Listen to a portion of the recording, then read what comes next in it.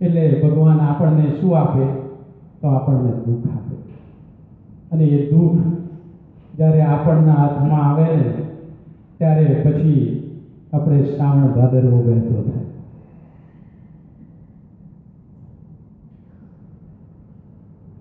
મને પણ ઘણી વાર એવો બધા અનુભવ થયેલા છે, હું તમને કહું છું.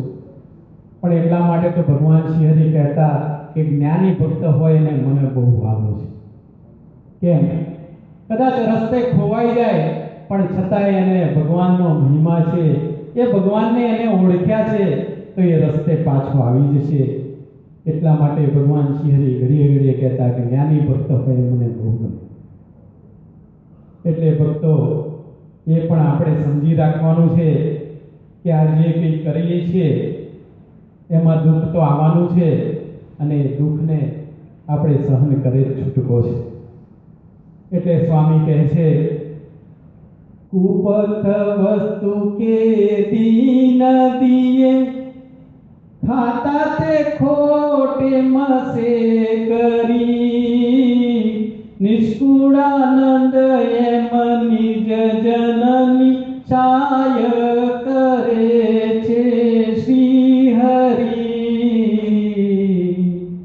કુપથ વસ્તુ, કુપસ્થ એટલે જે ખાઈ ના શકાય અને ખાવાથી કંઈક શરીરની તંદુરસ્તી બગડે તો કહે છે, સ્વામી કહે છે કે એવી વસ્તુ છે એ ભગવાન શ્રી હરિ એને ખાલી રાજી કરવા માટે કદાપી આપતા નથી. અને આમ કરી અને ભગવાન શ્રી હરિ એ ભક્તની સહાય કરે છે. નાનું બાળક હોય અને કેન્ડી બહુ ભાવતી હોય, ગળી હોય એટલે એ બાળકને કફનો કોઠો હોય તો એને કફ થઈ જાય એટલે એની માતા હોય ને એ કદાપી એ બાળકને કેન્ડી આપે. અને જો કદાચ આપી હોય તો એને સમજાવી ફોસલાવી અને એને રમકડું આપીને છેવટે એ કેન્ડી દે. એમ ભક્તો ભગવાન પણ આપણને એ જ કરે છે કે જે કંઈ સુખ મળ્યું છે થોડું પણ, એ પણ જ્યારે ભગવાનને લાગે કે આ ભક્ત આ સુખ મળતા કદાચ મારા રસ્તેથી ઉતરી જશે તો એ સુખ એના માટે હાનિકારક છે, તો ભગવાન એ સુખને પાછું લઈ લેશે. અને ત્યારે વળી આપણને દુઃખ થાય. જેમ બાળક રડે એમ આપણે પણ પછી ભગવાન આગળ જઈને ફાઇલ મૂકીએ કે મહારાજ આટલું જરાક જોજો, આટલું કરતા રહેજો, આ મારા માટે બહુ અગત્યનું છે. જે આપણા માટે અગત્યનું છે એ ભગવાન માટે અગત્યનું નથી. એટલે ભગવાન કહેશે તું કરીને મરી જા પણ તને આ મળવાનું નથી. એટલે ભક્તો આ ભવરોગ ટાળવા માટે આ ભગવાનનું જે કાર્ય લઈને બેઠા છે તો એના માટે આ સદગુણો તો જરૂરથી કેળવવા પડશે. એટલે સ્વામીએ કહ્યું કે જે દુઃખ થાય સુખ જનને તે દે છે દુઃખ દયા કરી, જે સુખે દુઃખ ઉપજે તે આપે નહીં કીધી. એટલે એક મનમાં ગાંઠ વાળી દેજો કે જે તમારે જોઈએ છે એ મળવાનું નથી. અને જો તમે એ મેળવવા માટે નીકળ્યા છો તો તમે ખોટે રસ્તે ચાલો છો, એ પણ સમજી લેજો. ભગવાન શ્રી હરિમાં એમ નથી કહેતો કે શ્રદ્ધા નહીં રાખવી, શ્રદ્ધા જરૂર રાખજો, કારણ કે શ્રદ્ધામાં આ કાર્ય થવાનું નથી. અને શ્રદ્ધા હશે તો ભગવાન શ્રી હરિ, જો તમારી ભક્તિ હશે તો ભગવાન શ્રી હરિ જરૂર તમારી જે જરૂરિયાત છે એ તો સમયે સમયે પૂરી કરશે. તો પછી તમારે બીજું કંઈ કરવાનું કે કંઈક માગવાનું રહેતું જ નથી. તમારે કઈ વસ્તુ માગવાની રહેશે જ્યારે ભગવાન શ્રી હરિ અંતર્યામી છે અને એ જાણે છે કે તમારે શેની જરૂર છે. જેમ માતા હોય અને બાળક નાનું હોય તો કદાપી કહે છે કે મને ભૂખ લાગી છે, ખાલી રડે છે. પણ માતાને એમ થાય કે બાળકને દૂધ પીવડાવે 4 કલાક થઈ ગયા એટલે ખાસ એ કરીને તો બાળકને ભૂખ લાગી છે એટલે તરત લઈને બોટલ આપી દે. એને કહેવું પડે છે કે મને દૂધ આપો, મને ભૂખ લાગી, નથી કહેવું પડતું. તો ભક્તો, માતા જો અંતર્યામી નથી છતાંય બાળકની વૃત્તિને સમજી શકે છે, તો આ ભગવાન તો અંતર્યામી છે. તો એ આપણી વૃત્તિને જાણતા નથી. અને જો જાણે છે અને છતાંય આપણે માગીએ છીએ, તો પછી એ રસ્તા ઉપર રહેલા ભિખારી જેવું છે. શા માટે ભગવાન પાસે માંગવું જ્યારે ભગવાન જાણે છે કે આ ભક્તને શાની જરૂર છે? શા માટે આપણે માગણી મૂકવી? શા માટે આપણી ફાઇલ ભગવાન પાસે મૂકવી જ્યારે એ ફાઇલની કોઈ જરૂર નથી?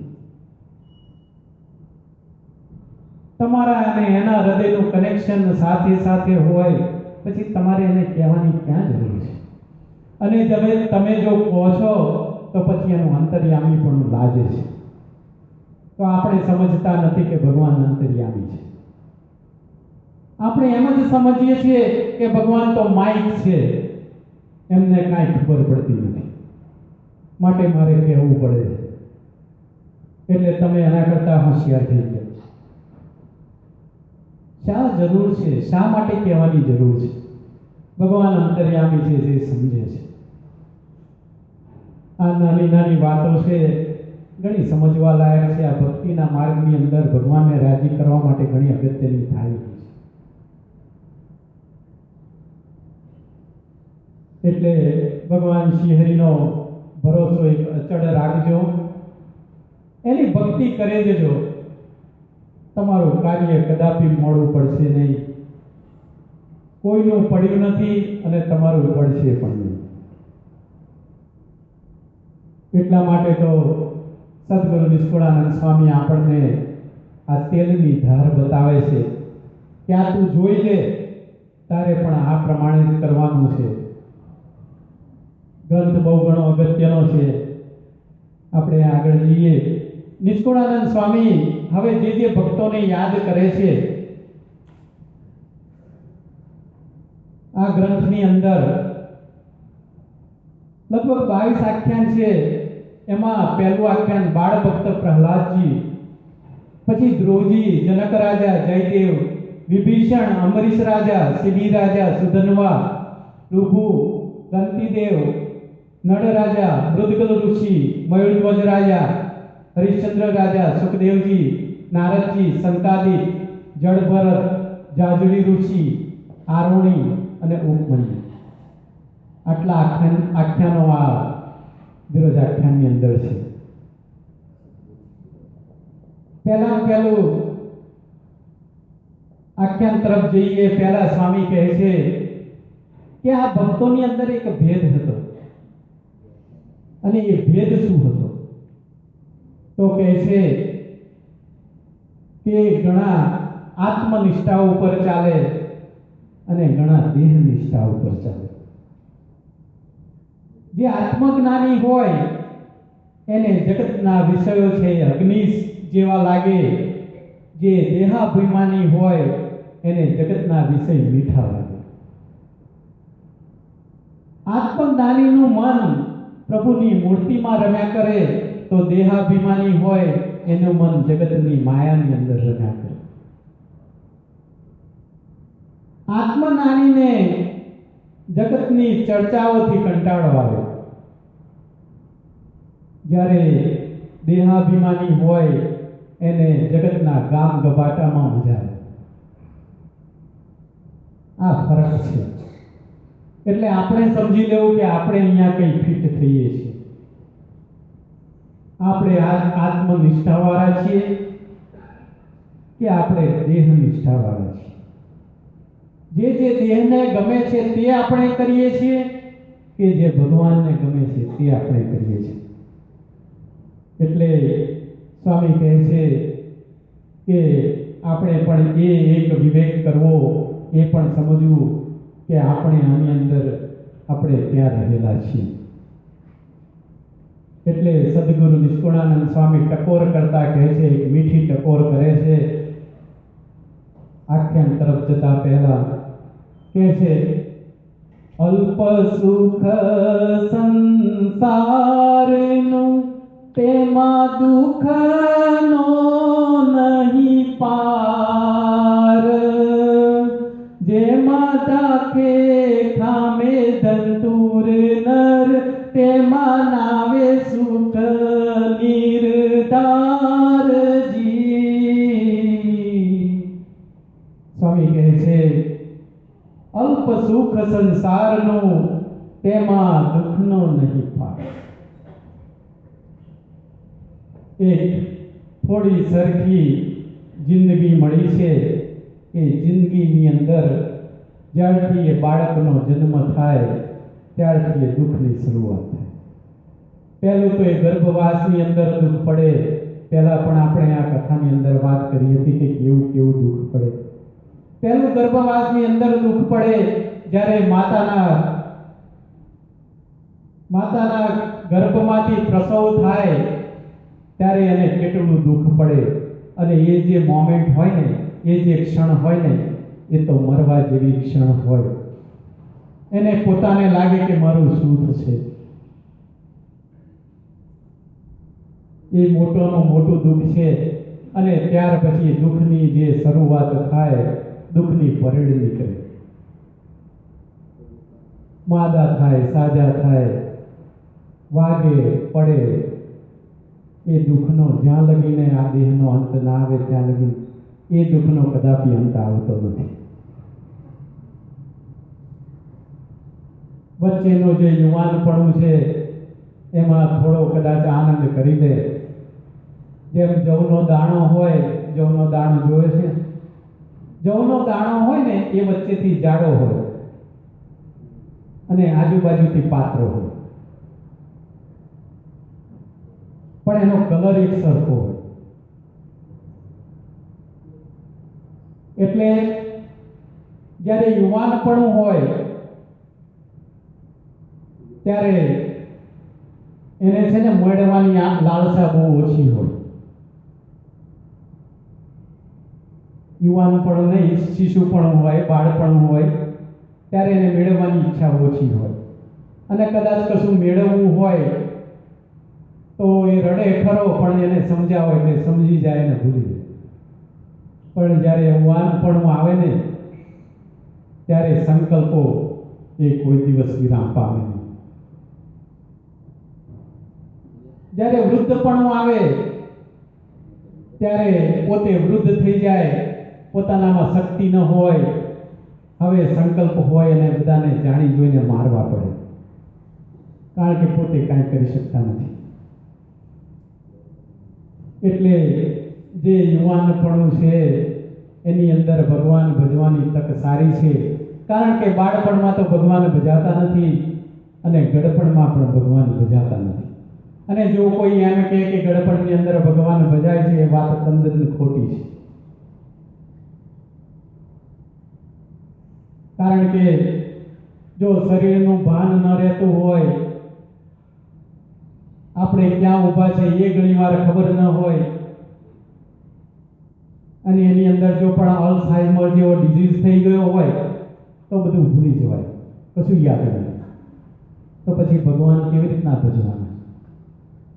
માટે ભક્તો સદુપયોગ કરી જે વખતે જે જેવું છે તેવું સમજી અને ભગવાન ભજી લેવા, નહીં તો આ અહીંનું અહીં રહી જશે અને પાછું આવવું પડશે. એટલે સ્વામી કહે છે કે કોઈ હોય અને રસ્તેથી નીકળ્યો હોય અને ત્યાં આગળ ધંતુરાનું ઝાડ હોય. ધંતુરાનું ઝાડ ના હોય, નાનો છોડ હોય, 2-3 ફૂટ ઊંચો, અને એ જે ધંતુરાનું ફળ લાગે ને એ કેરી જેવું દેખાય, અને એની અંદર બહુ રેસા હોય. હવે કોક એમ વિચાર કરે કે આ ધંતુરાનું ફળ છે, કેવું સરસ છે, લાવો ખાઈએ, તો એ ખાધા પછી એની શું દશા થાય? એનું ઝેર હોય શરીરમાં પ્રસરે તો એનાથી શરીરને દુઃખ થાય. તો સ્વામી એમ જ કહે છે કે જે આ સુખ છે આ સંસારનું, એ તો કેટલું ઓછું છે, અલ્પ, કેટલું ઓછું સુખ છે, અને એની અંદર પાછો દુઃખનો નહીં પાર, અને એની અંદર એ પાછા આપણે આ સુખનું જોઈને પાછું બીજું વારનું આપણે બુકિંગ કરાવીને તૈયાર રાખ્યું હોય, વિચાર કર્યો હોય કે અહીંથી તો જવું જ નથી, ભલે હવે અક્ષરધામમાં ભગવાને અક્ષરધામના બારણા ખુલ્લા મૂક્યા, પણ હવે ફરી આવીશું અને પછી વુડ સાઈડની અંદર રહી અને ફરી આ હોલની અંદર ભક્તિ કરીશું અને પછી આ બધાને મળીશું અને એ મજા કરીશું. એટલે સદગુરુ નિષ્કુળાનંદ સ્વામી કહે છે કે આ સુખ કેવું છે આ સંસારનું, તો બહુ અલ્પ છે. જેમ ધંતુરાના ફળને ખાતા જે શરીર છે એને દુઃખ થાય છે, તો આપણે પણ એવું કાર્ય કદાપી કરવું નહીં જેથી આપણે ફરી આ દુઃખની અંદર આવવું પડે.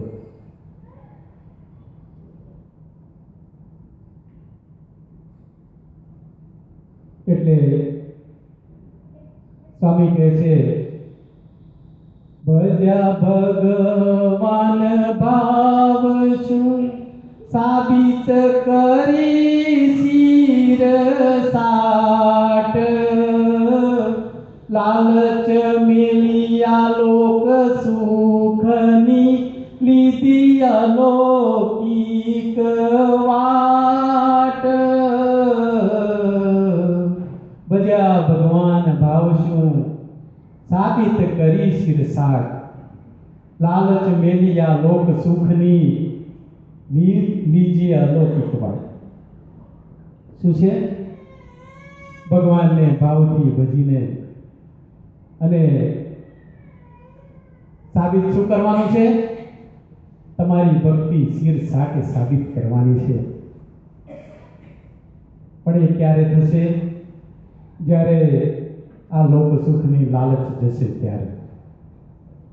જે ભક્તો થઈ ગયા છે એમણે કદાપી પણ દેહ સુખ અને લોક સુખ માટે ચેષ્ટા કરી નથી, અને જો એ ચેષ્ટા કરી તો એને ભગવાન મળ્યા નથી. માટે સદગુરુ નિષ્કુળાનંદ સ્વામી કહે છે, આપણે સર્વે મૂકી અને એક ભગવાનને ભજી અને એની જે અલૌકિક વાટ, એ જે ભગવાન શ્રીહરિનો અલૌકિક અક્ષરધામનો રસ્તો છે એ લેવો. તો કેમ? તો કહે છે કે ભક્તિ કરી નિયમ નિશ્ચય પક્ષ રાખી અને એ રસ્તે આગળ વધવું તો ભગવાન આપણી ઉપર રાજી થાય અને પછી આપણને ભગવાન એના મોતીનું સુખ આપે. ભક્તો, અહીં સભાનો સમય પૂરો થાય છે. આપણે આવતા સત્સંગની અંદર પ્રહલાદજીના આખ્યાનની શરૂઆત કરીશું. એટલે અત્યારે હું મારી વાણીને વિરામ આપું છું. શ્રીપતિ શ્રીધરમ સર્વદેવેશ્વરમ ભક્તિધર્માત્મજમ વાસુદેવમ હરિ માધવમ કેશવમ કામદમ કારણમ સ્વામિનારાયણમ નીલકંઠમ ભજે. જય શ્રી.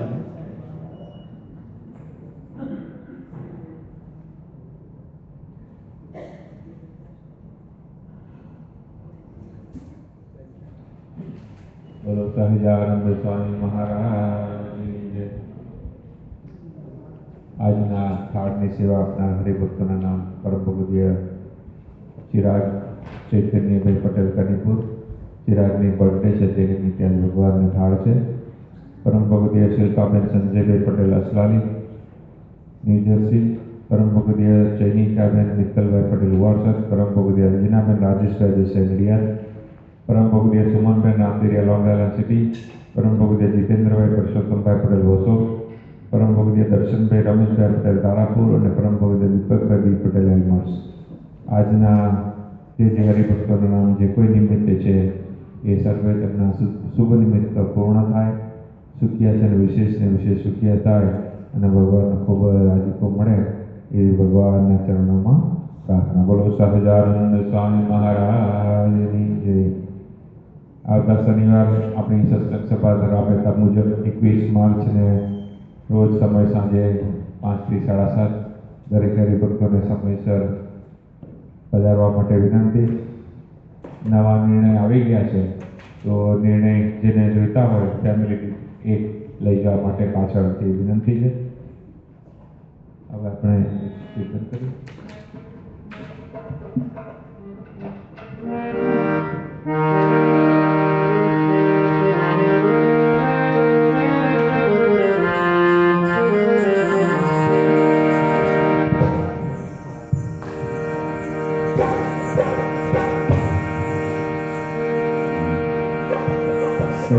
स्वामी महाराज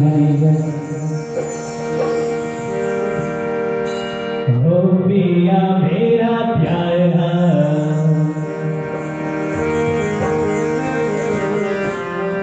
हे पिया मेरा प्यारा मोहन मत भारा पिया मेरा प्यारा मोहन मत भारा पिया मेरा प्यारा मोहन मत भारा पिया मेरा प्यारा मोहन मत भारा मोहन लाल की मोहन मुरती मोहन लाल की मोहन मुरती मोहन लाल की मोहन लाल की मोहन मुरती मोहन लाल की मोहन मुरती चंचल ने विशाला पिया मेरा प्यारा ओ पिया मेरा पिया मेरा प्यारा मोहन मत भारा पिया मेरा प्यारा मोहन मत भारा बाबा बाबा बगैर गमना बाबा धर धर धनी धनी धनी धर धर धनी धनी धनी बाबा बाबा बाबा बगैर गमना बाबा धर धर धनी धनी धनी धनी धनी धनी धनी धनी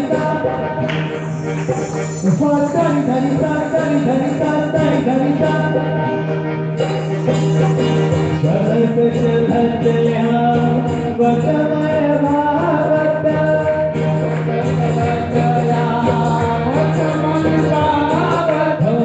चलत चलत कल हंस की सुंदर चलत कल हंस की सुंदर चलत चलत चलत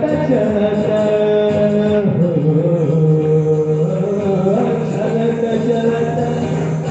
चलत चलत चल हंस की सुंदर चलत चलत चल हंस की सुंदर कर गई रेशमी रुमाला कर गई रेशमी रुमाला पिया मेरा पिया मेरा प्यारा मोहन मत भारा पिया मेरा प्यारा मोहन मत भारा पिया मेरा प्यारा मोहन मत भारा पिया मेरा प्यारा मोहन मत भारा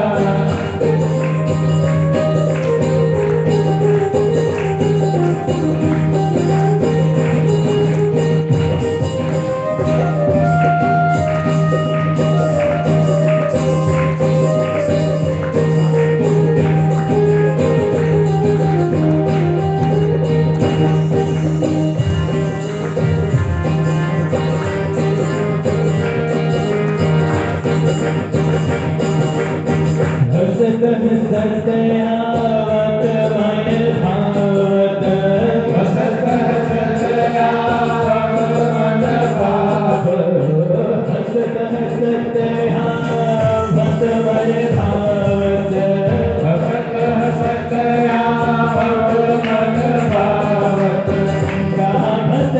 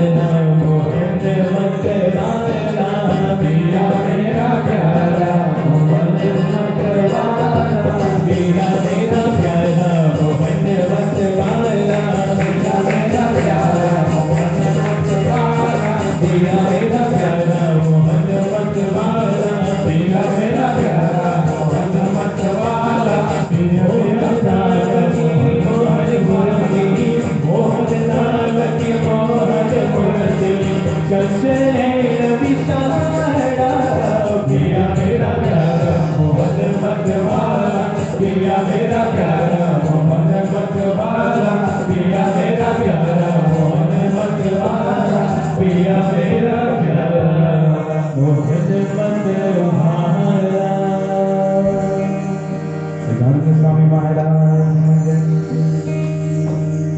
થાળ કરીએ. થાળ પહેલા આરતી માટે જે હરિભક્તોનું નામ બોલું એ આગળ પધારશે. ચિરાગ પટેલ કનીપુર, પરમ પૂજ્ય ગુણવંતભાઈ પટેલ ઉવારસદ, પરમ પૂજ્ય બાલભાઈ જેઠાભાઈ પટેલ અને પરમ પૂજ્ય દીપકભાઈ ડી પટેલ એલકોસ. આટલા હરિભક્તો આગળ પધારશે.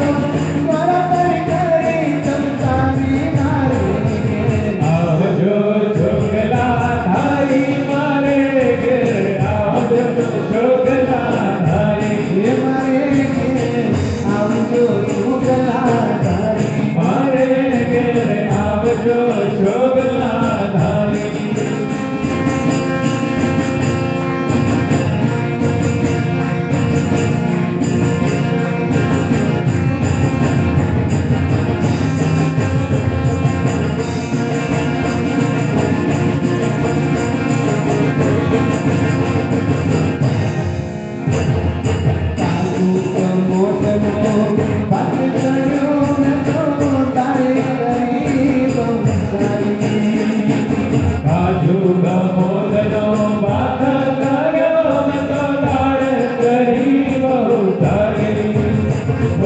કાજુ ગમોદનો બાથ કર્યો મેં તો દાળ કરી બહુ સારી.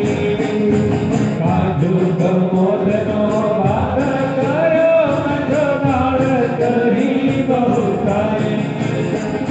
એની મુહ કેરી ના નજવા બના કરી તરીકે કાઠિયા મારી મારે ઘરે આવજો જોગલા ધારી મારે ઘરે આવજો જોગલા ધારી મારે ઘરે આવજો જોગલા ધારી મારે ઘરે આવજો જોગલા ધારી.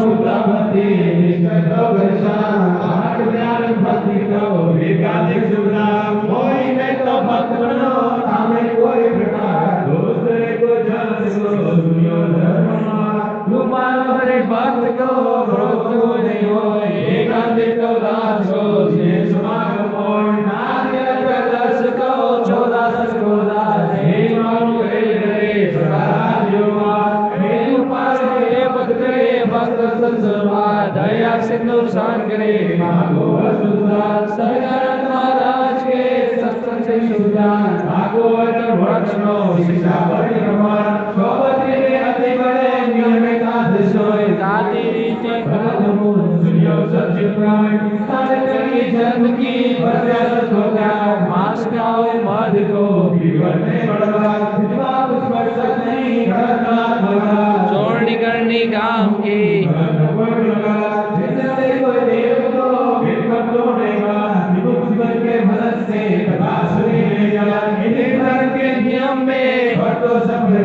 बोलो सी सजानन पर नियम में प्रेमानंद के धाम में जाओ सी सज्जन जी